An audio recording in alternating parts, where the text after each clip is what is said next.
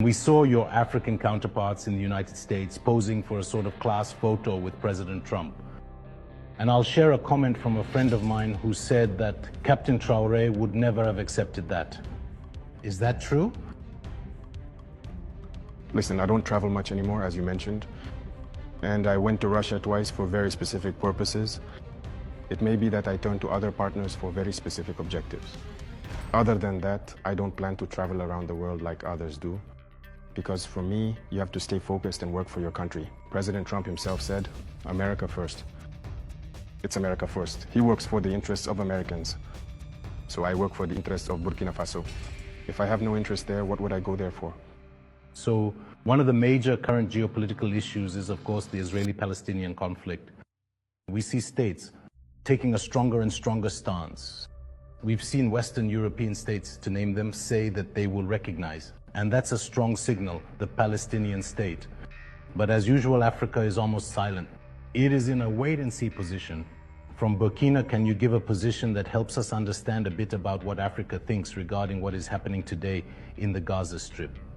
I can't give you a position that shows what Africa thinks. Certain matters. For certain African leaders? Because many African leaders have a different way of seeing things.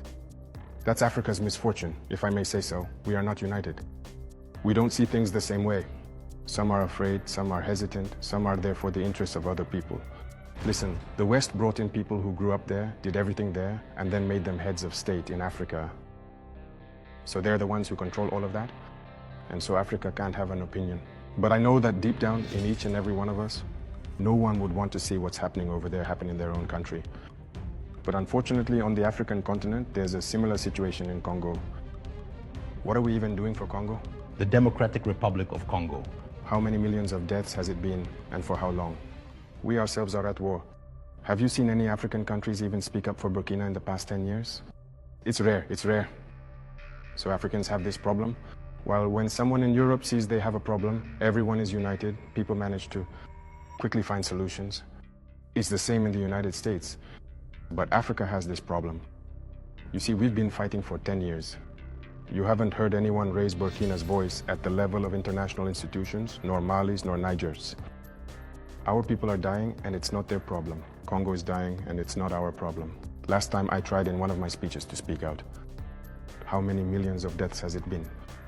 Look at Sudan, see how they're tearing each other apart. There are so many conflicts on our... We're already struggling, and we can't even make our own voices heard. So how are we going to speak up for others?